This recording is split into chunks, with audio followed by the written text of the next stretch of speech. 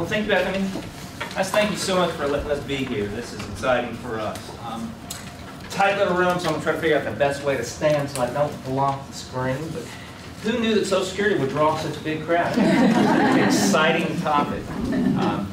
So thanks again for the opportunity. Social Security is obviously a very popular topic for many people, and as of course we get closer to retirement, we really begin that thought process of, when to file for Social Security, how does it actually work? Does anybody have a really good understanding of Social Security, how it works, what they need to do? It's confusing. It is confusing. So we want to talk about how it works, some nuances about the rules around Social Security, and try to guide you in the right direction, try to answer some questions. So we'll make this very informal. Please feel free to ask a lot of questions. As financial advisors at True Alliances, I will tell you we do provide a full array of services for our members, but it's about really education and helping. We are non-commissioned advisors at True Alliance, so we do a lot of this type of educational work to help people make good decisions about their finances. Social Security is one of the more confusing areas. 25 to 30 years ago, any idea how many workers Social Security it took to cover a single retiree? So a single retiree retires and draws benefits. Of those still working, how many folks you think it took to fund that? 2. Actually, it's 4, which is good. More people working, funding just 1. Well, now today we're getting ever so close to the number being 2. So a lot of people worry about Social Security. Now it's taking nearly 2 workers' full compensation, their taxes, to fund a single retiree. The next is 1 on 1.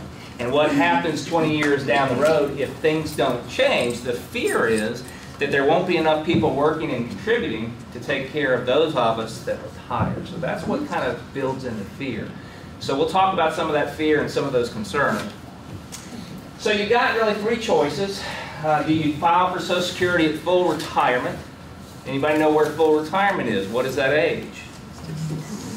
It's different for some folks now. That rule used to be pretty straightforward. It was always 65. Now it's 66, and now it's probably for many of us 66 in some number of months. Do you take it before full retirement? What age is that? When are you eligible to first draw Social Security? 62. 62. That hasn't changed. And then what happens if you delay your Social Security and wait until later? Yeah. And we'll cover that. You can get it after full retirement. So again today, for some in the room it's 65, but for most of us 66 to 67 is the range of available retirement dates at 62 or as late as age 70. Now you can wait until after you're 70, you wait till you're 71 or 72, that's ill-advised because there's no benefit to that. The amount is not going to increase. So clearly there's not a one-size-fits-all. And I advise members all the time on their Social Security, and the answer or the right recommendation as to when you draw your Social Security is when is it right for you. Your personal circumstances are really going to dictate this, but it's important that we understand what the impact is of drawing early, waiting, and delay. It can significantly impact your benefits. If you're married, the timing of when you take your Social Security will have an impact on a spouse or a partner. Full retirement age and benefit calculation. Does anybody understand how your benefits are calculated? Neither does the IRS. Actually, there is a set formula. It is based on your 35 years of highest earnings.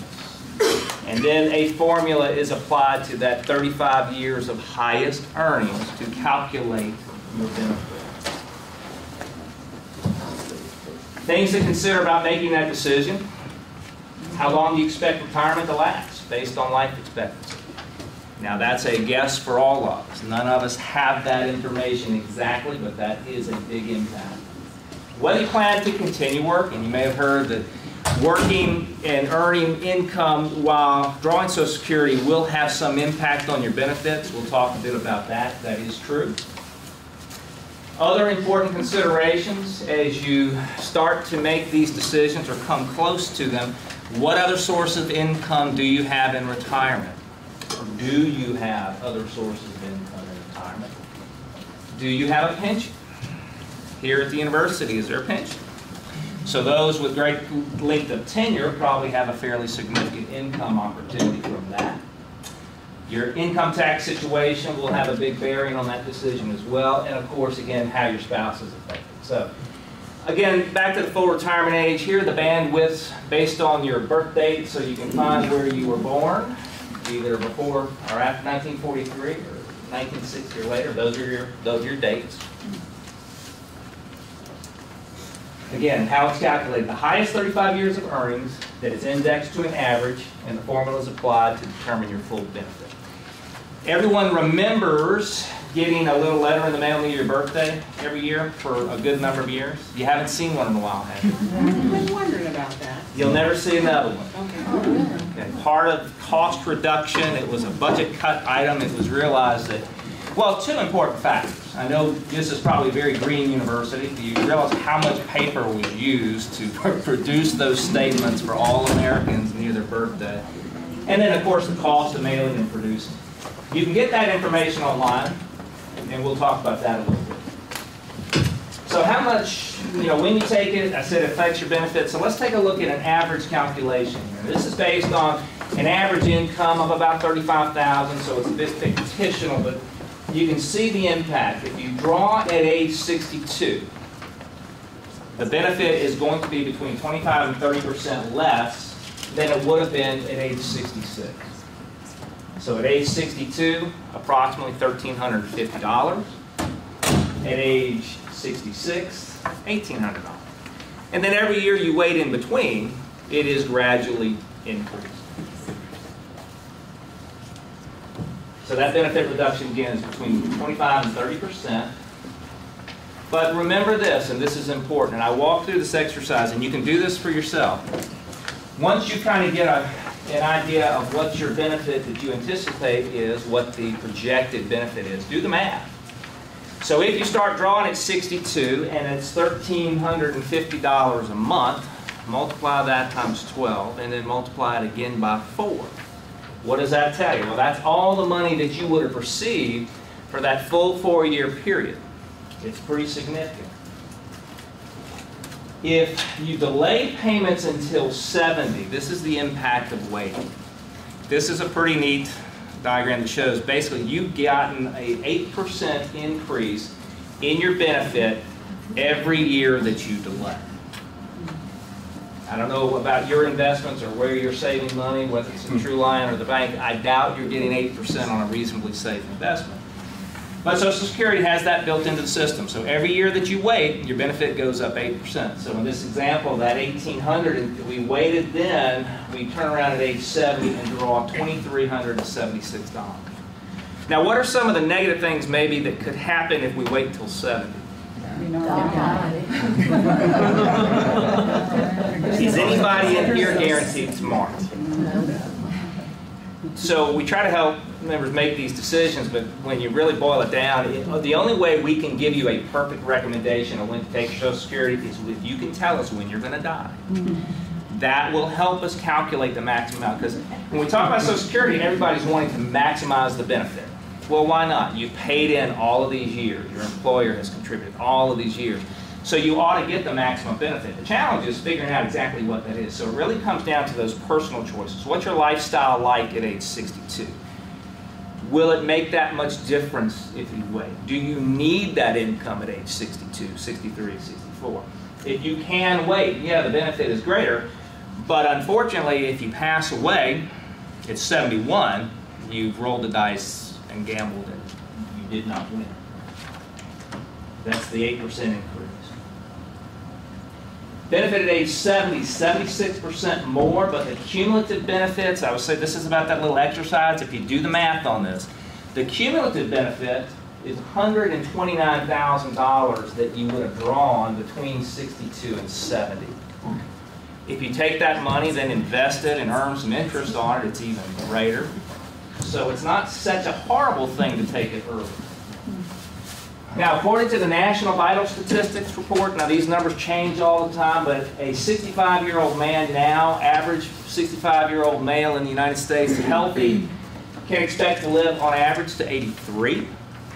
For the ladies in the room, the good news there is 85.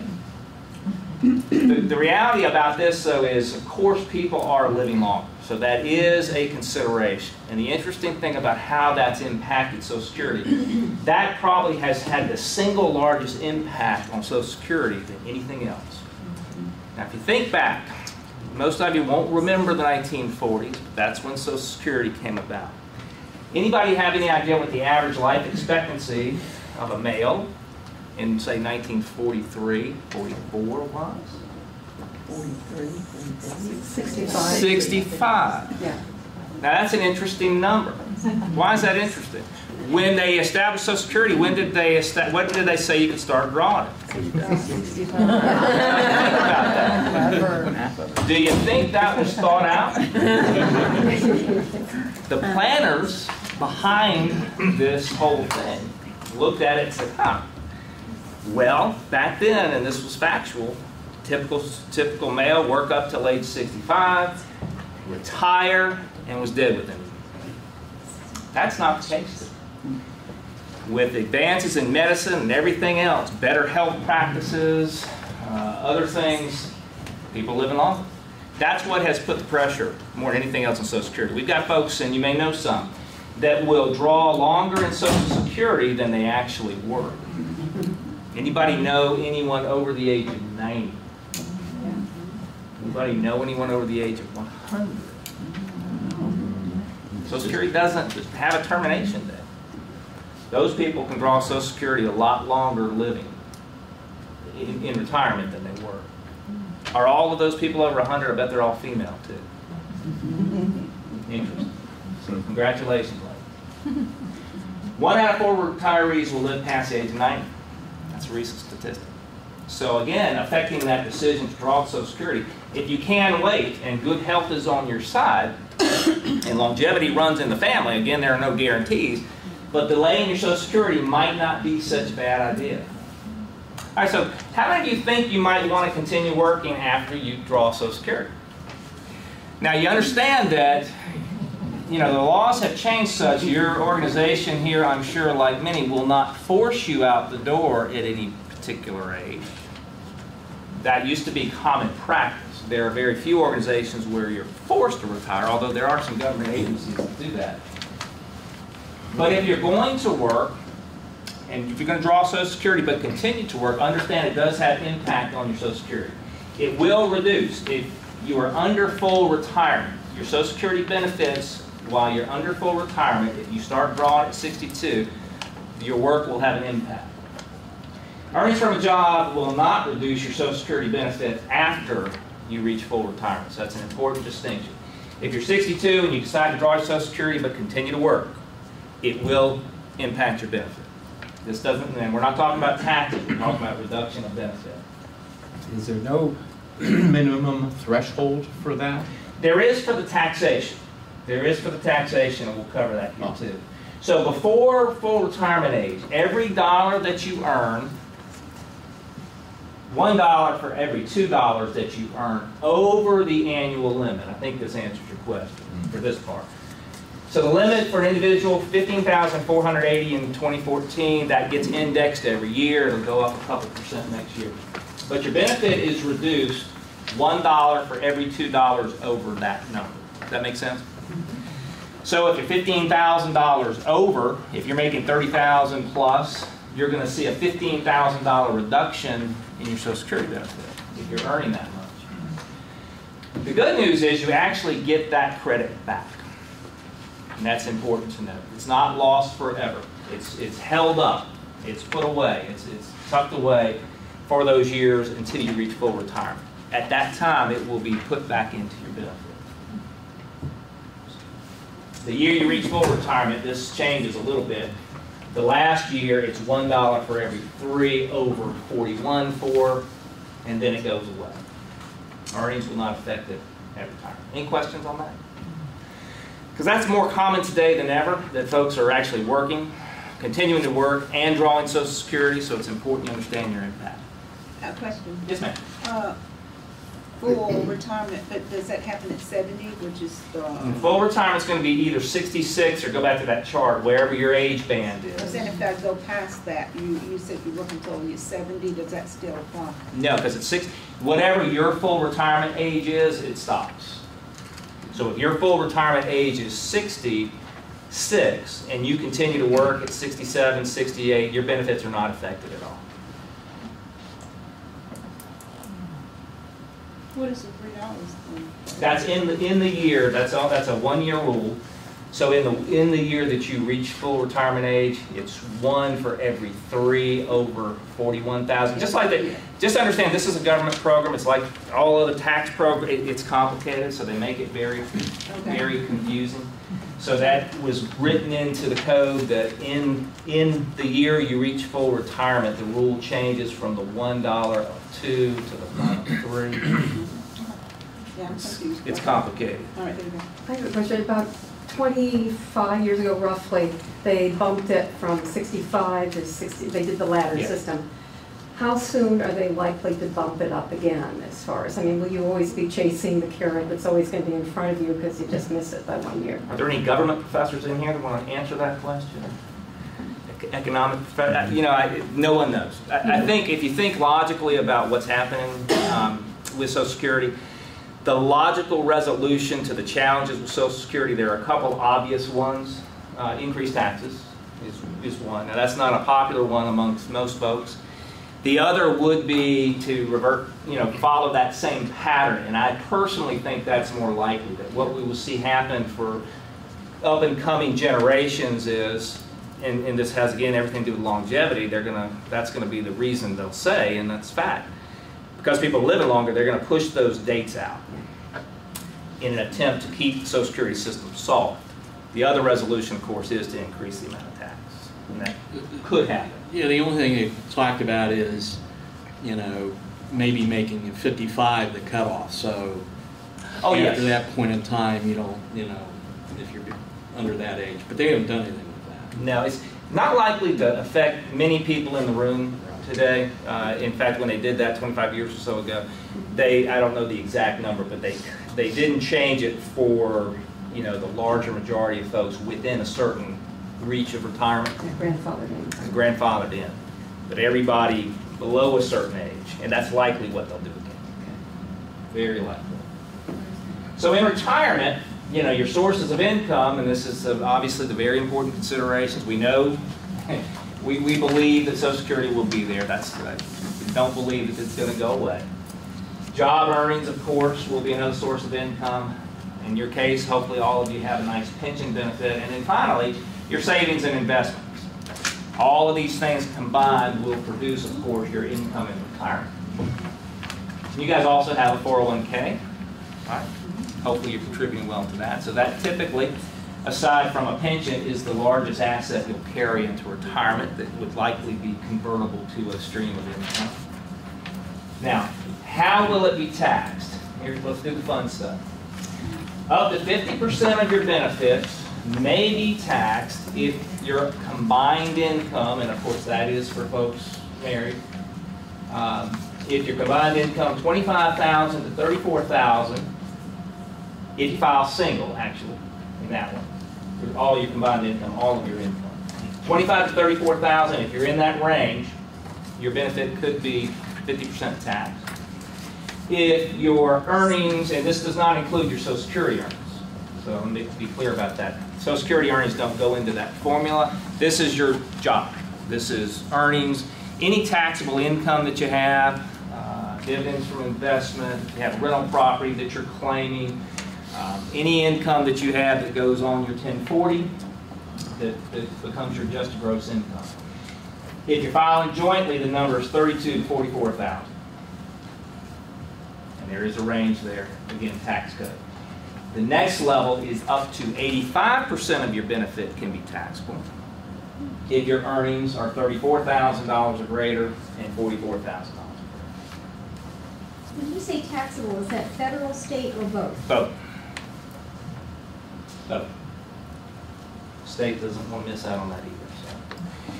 So a lot of folks, you need to know that information. If the plan is to work, you want to absolutely understand what the impact is to your Social Security. If you're working because you have to and you need all of that income, you have to do it. But if you're continuing to earn a good wage, there's a reasonably good chance, because those aren't humongous numbers, there's a reasonably good chance that some of your Social Security is going to get taxed. But remember, that doesn't mean they're going to keep 50% of your Social Security. It just means you're going to report either 50 or 85%, depending on where you fall. You're going to report that as taxable income, and then you will be taxed at your earnings income rate, whatever that is. 15%, 26%, 32%. Questions on taxation? This is something that does impact those decisions as far as, when to draw it and also, what to do about your work. A lot of folks don't want to see this happen, so they will decide how much to work and really make an effort to keep their earnings below a certain level so they don't fall into that category.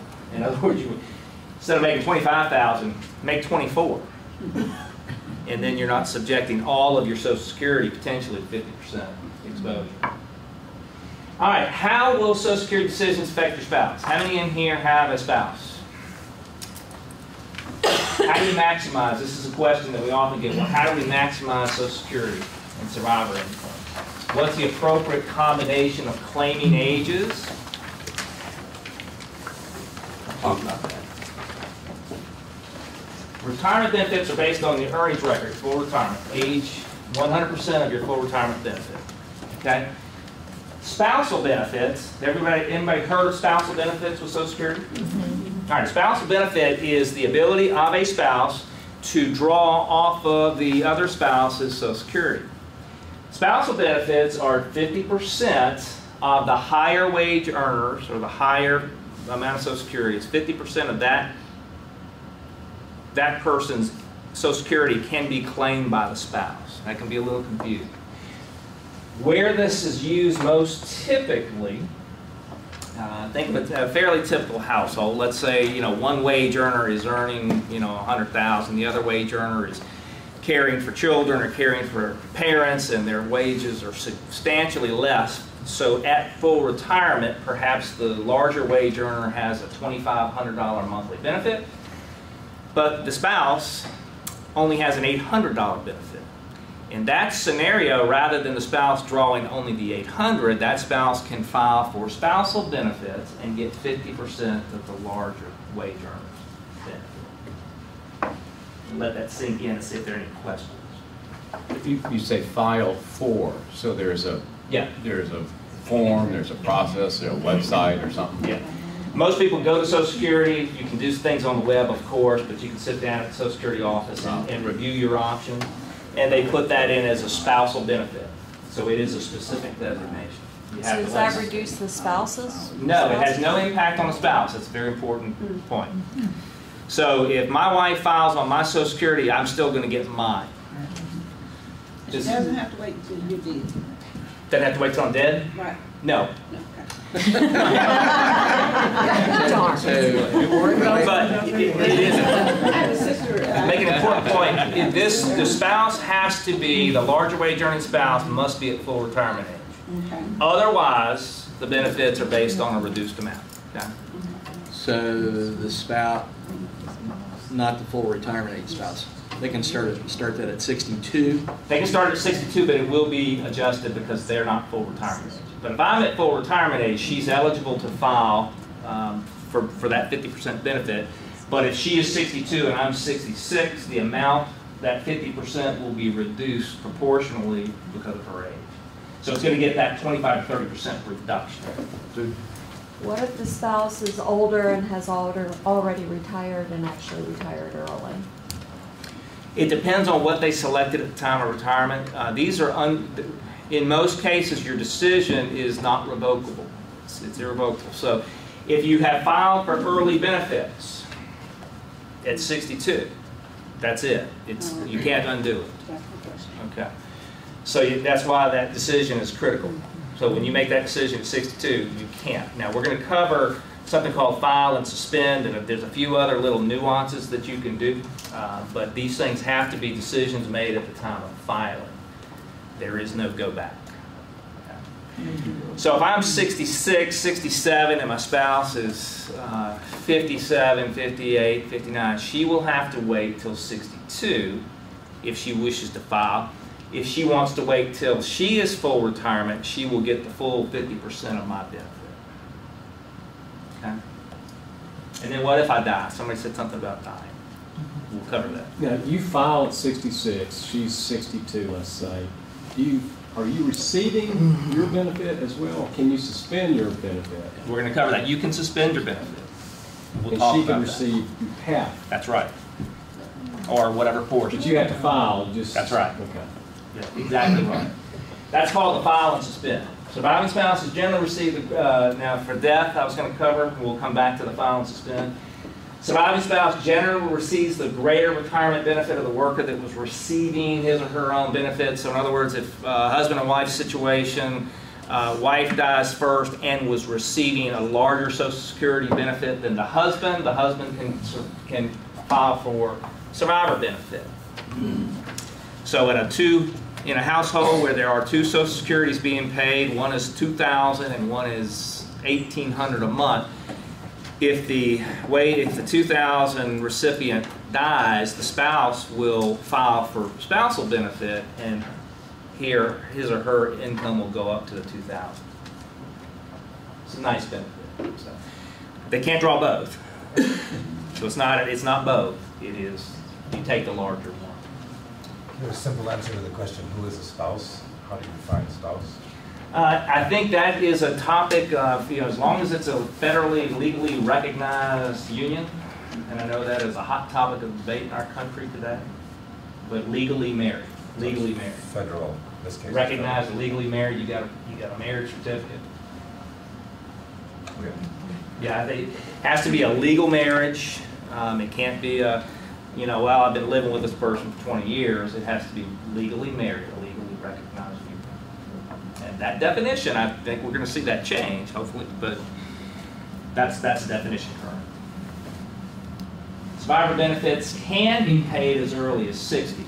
They will be reduced. So in other words, if let's say the wife is, we'll make the wife younger, 55, and the husband's 65, he's already filed, he's receiving full benefits, she will have to wait until she's 60 to get the survivor benefits. So just because he's passed on and she's sitting there at 55, she doesn't have the option of filing. She'll have to wait till she's 60. And at age 60, there is a formula. It is a reduction of his benefit that she'll build back into as she ages, but it's as early as 60 that can be. If I'm 65 and I've not applied yet, I'm not vested, I'm not in the program, and I pass, does my wife always get her benefits, or does her level of benefits, or can she revert to mine? She can revert to yours. Even if you haven't filed, it doesn't go away. Okay, your benefit is permanent. So it's in the system, you're eligible, and a lot of people don't file at 65 or 66. As I said, you can wait till 70. But if you die before you file and your benefit is greater than hers, she can still file for your benefit. It's not lost. So that's not a reason to file early to protect that. You don't have to worry about that. All right, the file and suspend. We'll talk about that just a little bit. This information is in your handout. This is a little complicated, but not terrible. You have the right to file your benefit and suspend it. So, in your example, you're 65 and you're eligible for full retirement. Let's say your wife is also 65 and her benefit's substantially less than yours, so that the 50% of yours is a lot more than hers. But you don't want to stop working. And in fact, not only do you not want to stop working, you want that 8% increase till you're 70. What do? You file for your benefit, but you suspend payments. Now, because you have filed for your benefit, your spouse is eligible to file for the spousal benefit, which is 50% of yours. So you don't receive any checks, but she gets 50% of what you're eligible for. And then when you reach age 70, what's been happening, back to that chart, your payments have been increasing 8% a year for that 5-year period. Then at age 70, you start drawing the larger amount. She continues to draw 50%.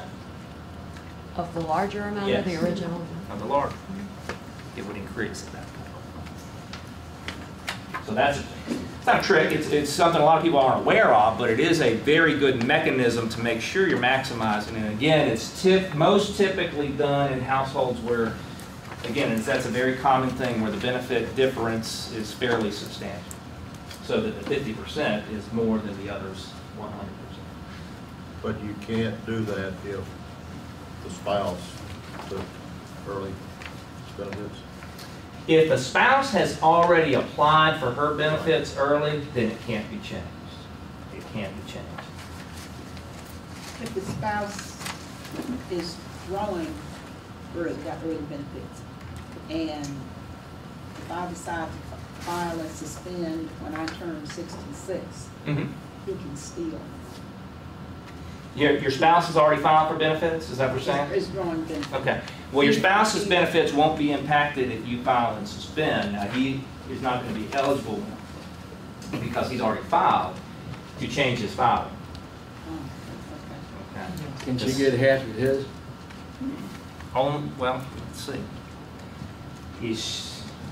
He's full retirement age, so If he's full still working. If the spouse is full retirement age and hasn't filed, I'm not sure I'm getting quite the scenario.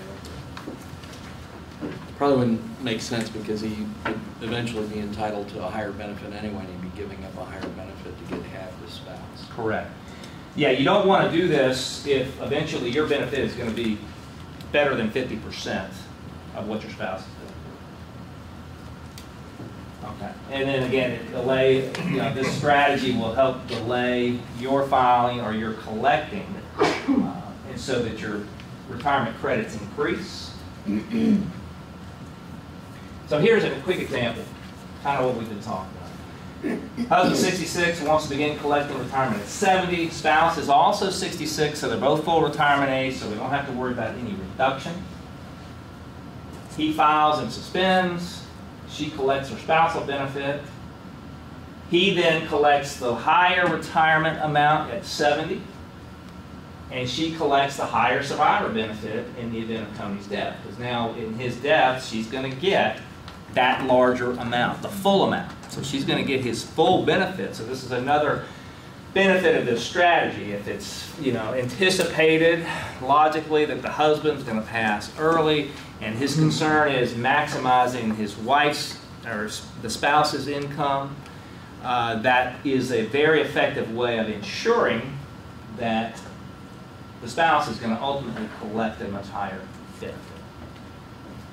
So in your slide there where Carla collects her spousal benefit, doing it the way that slide, that presentation is, she would collect the higher Tony's higher benefit, assuming Tony makes more money. Correct. Okay. So at 66, she may be drawing 50%. She would be drawing 50% of his benefit. Let's say that back to our early example, I think $1,800 was the example. So she would draw $900. So let's assume that's more than her 100% benefit. So she's now drawing at age 66 $900.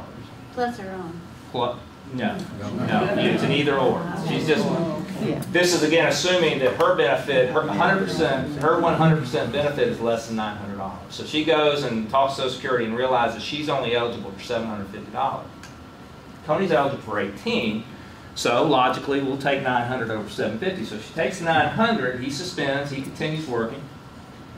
He reaches age 70, and his benefit, if I remember the number, I think it was $2,340 monthly. Okay, something like that. So he's drawing that. She's still drawing the $900 at that point because he's still living. But if he dies, her $900 goes away, but she now collects his full $2,340. Even if he dies before he reaches 70? Well, if he dies, whatever his band is when he dies, so let's say he didn't make it to 70, let's say he made it to 68, and it's not $2,340, but it's $2,200, that's what you're getting. So it's not the 80%, it's the full amount? It's the full amount. Yeah, spousal benefit is the full amount of the higher wage earner's benefit. So that's the reason this strategy makes some sense, particularly if there's In this scenario, there's no age differential, but again, back to our logic, typically the female is going to live longer, so in that case where he already is the larger wage earner and he wants to keep working, it makes sense to build up the bigger benefit. It's helpful. If you file and suspend, you can start at any point? Correct. You don't have to wait till you're 70. You can file and suspend for a year. You can file and suspend for a month. You haven't gained much benefit. It is a rolling calculation, but whatever day you decide, oh, I made it to 67, I can't do it anymore, I got to start drawing my benefit. You still earn several step-ups in your benefit. Now, a restricted application gets around some of these other things that we were talking about, and you brought up, well, your husband already filed early. If he didn't file a restricted application, he can't change it. But a restricted application allows one spouse to file first for his or her retirement benefits on his or her own earning record. Other spouse files a restricted application for spousal benefits, and later that spouse then can switch to his or her own benefit.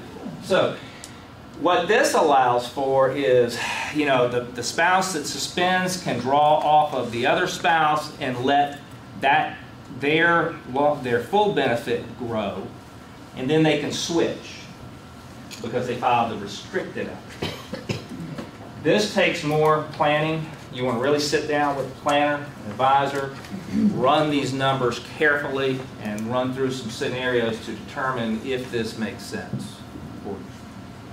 It does mean that when you initially file, when you do the restriction, if you're drawing spousal benefits, you're probably drawing less certainly than you're eligible for, but it's allowing your benefit to steadily increase, and then you can switch to your benefit later. Kind of a neat strategy. So obviously the choice is yours. Again, back to common sense basics. The decision is really going to be driven by a multitude of factors. But the most significant factor is going to be if you, at age 62, are eligible for Social Security and your income currently is inadequate to meet your needs, you'll probably want to file. Simple calculation. What do you need? What's your income? You also, for those that do invest, again, looking back and saying, okay, well, 62, I'm drawing less, but that's money in my pocket. It's money I can do things with today. You don't have to spend it all. You could invest it. So that $1,800 a month that you're getting, yeah, that's less than the 23, but remember, you're getting that month after month after month, year after year after year. So again, the difference between 62 and 66, you've got 4 years of earnings. That $1,800 a month times 12 times 4, forget what that is, but it's a lot of money. It's quite a bit. So you can take that money and invest it and do other things with it. It can allow you to delay taking assets from other things. Let's say, okay. Now, one thing about Social Security, of course, is you have no control over how that money's, what it's doing, right? It's kind of like the pension money. It's just a pot of money that's there. You have no control. There have been movements in our country over time where some parties would argue that, hey, let's privatize Social Security and let people invest their own money. Others think that's a bad idea. Anybody invested last year in the market? And the market was up over 30%. Good year. Of course, if you invested in 2008, it was down 40%. But over longer periods of time, the reason that argument still doesn't go away completely is, the market typically has provided better returns than any fixed instrument. So, but you can take that. So, in other words, if you've got your 401k, how have you got your 401k invested? It's not. Some of you may be extremely conservative, and it might be in guaranteed accounts earning 1%.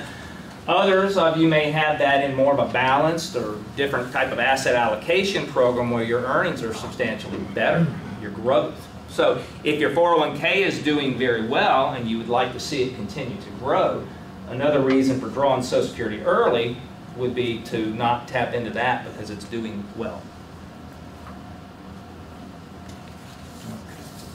And again, delaying higher benefit, maximizing survivor income, if you plan to work longer, etc. Okay. Now, take note of this website. We talked about your earnings deal before. This is the official website.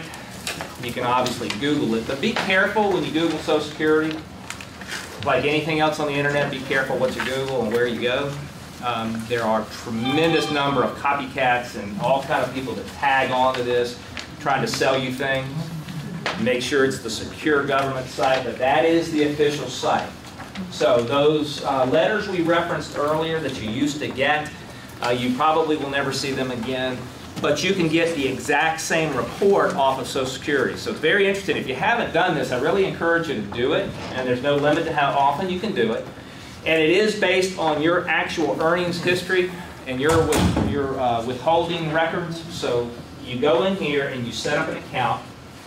It is safe. You can do your Social Security number, and they will tell you exactly, well, they will give you the projection of your benefit. And it will show you, 62, this is what you'd be eligible for. At full retirement, this is what you're eligible for. At 70, this is what it likely will be. Now, those numbers can be impacted by the next few years of earnings, but if you're closer to retirement than not, it's probably not going to change that much. So you get a very accurate picture. We recommend definitely, if you're getting close to retirement, you want to contact the Social Security office at least 3 months in advance of your retirement and set up a time. I found most people I advise on this, they find it better to not try to do this on the internet. They find it more comforting to sit down at the Social Security office. And I've heard actually some very good stories. You can obviously get, it's kind of like going to the DMV. You might get the nice DMV person. You might get the one that hadn't had the breakfast and they're not really happy to be there. But there are some really good people at the Social Security office. I've heard some good stories. Our closest office is now Greensboro. Probably Greensboro. They closed the room. Yeah. Another sequester victim, I guess. Government cutback.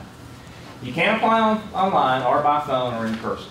So that's just up to you, however you wish to do it. They are not, just so you know, that it's not the Social Security officer's job, administrator's job to help you maximize your benefit. Now, they're not there to also try to cheat you out of the maximum benefit, but they're not advisors. What they are, they're consultants. They can tell you how it works. They can't tell you what the best solution for you is. So if you've got questions about these kind of strategies and have a fairly complex financial situation, I think before you sit down with Social Security, you might want to sit down with your advisor and bounce some ideas off of that person, whomever that is. You set up there 3 months before you turn 62. Is that if you're intending to if you're thinking at all, yeah. If you're thinking at all, I still recommend that for everybody. Even if you don't think you're going to do it, you can get a very clear picture in your head about what lays ahead in the next few years. Obviously, if you're 62, you're close, one way or the other. 4 years away or 3 months away. I'd advise it. I have a spousal benefit question.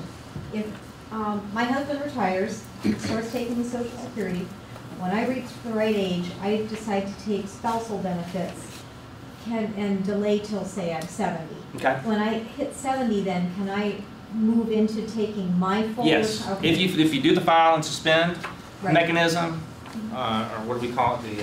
Restricted application. You do a restricted application, and that frees you to file for. That's exactly the scenario. You file for your spouse's benefit, take half of that now, and then at age 70 you switch. Switch over into my own benefit. But you have to do the restricted. If you didn't do the restricted application, no going back. What's the restriction? Well, it's just saying you're reserving the right to switch. It's saying that you are contemplating, you may want to go back to your full benefits, so it doesn't, if you don't do that, your benefit's frozen at where it is. But if you do the restriction, it says to Social Security, your benefit continues to grow and you may tap into that at any point. So I don't have to wait till I'm 70, I can No, do you do it. 66 or Yeah. 68, whatever. Okay. Whatever mathematically makes sense or whatever your lifestyle dictates. That's assuming that more than likely that 100% of your benefit is going to be better than the 50% of spouses, but you're doing this in order to let your benefit escalate. If you actually started taking early benefits at 62, but filed a restricted application, can you suspend that and then? On your own benefits? On the scenario you just talked about, and get the husband's until Yes. you reach 70 and then go back to yours, or keep his? I'm going to refer you to Social Security tomorrow. That's a little more deep. So you're saying you filed and started taking yours early? Or one of them, your spouse? Yeah, I think 99% sure the answer is yes, because then you can change it with a restricted application. You can switch. But if it's not a If you restricted just file application, straight out, file for your you got what benefit, you signed up you for. got what you got. Yes, sir. It sounds like, listening to you, it would be, in most cases, it's smarter to file a restricted application. I guess maybe it's flipped the other way. Under what situation would I not want to do a restricted application? Typically when the benefits are more equal, when there's not much difference between the spouse's benefits. Because let's say your benefit is $2,000 a month and your spouse's is $1,900 and you're both full retirement. Well, you wouldn't want to necessarily, you have to run the math on it to see what makes sense, but your spouse that's getting $1,900, if she files in the restricted application and then takes your spousal benefit, she's going to, instead of get $1,900, she's only going to get $1,000. So she's getting $900 less a month. But hers is going up over there. But hers is going up. But then you can bring in the fact, well, how long are you going to live? Are you going to live to see that benefit? And how long will you live beyond that?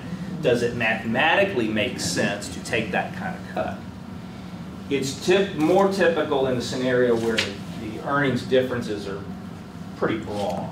So that getting 50% of spouses is not that much of a reduction. And those 8% increases probably at 70 mean that spouse is going to get a lot more money. So I think the best answer is it really just depends on how different the benefits are. And then back to ultimately what's the income need at the time. The bigger the difference, though, the more likely it is to go restricted. Yes, the bigger the difference, the more likely the file and suspend of the restricted application may be helpful for you. Absolutely. And that is very common. I don't know what percentage of people file that way. Probably a fairly low percentage. Any other questions? I know it's a riveting topic. Complicated, but very, very important because obviously it has a very big impact on how comfortable your retirement years are going to be. And hopefully nobody in here is going to be solely reliant upon Social Security. So those of you that have a good number of years left, I strongly encourage you to fund as much as you can into your own retirement savings, be that through your 401k or other resources. We'll sum it up by saying I don't think any of us in this room have to fear any substantial changes to the benefits that we're entitled to now. It's not likely. Can't say it's not possible, but more than likely the changes that will come in Social Security will impact our kids and their kids, and it likely will be in the form of increased taxes and extension of filing options, age difference. Okay? All right, folks, thank you very much. Thank you. Thank you. And we really appreciate your time and attention today. As Mark said, it's a very complicated topic. As you may know, as members of Truliant, you all would be eligible for a free financial review with an advisor such as Mark. Mark's contact information is on the handout. If anyone didn't get a handout, please do let me know. We have those available. And we do have our new Elon location. I'm not sure if everyone's seen the new Elon location on University Drive at Lowe's Foods. So please do check that out as well. We do have some information about Truliant, and please let us know if you have any questions. But thank you all. Thank you.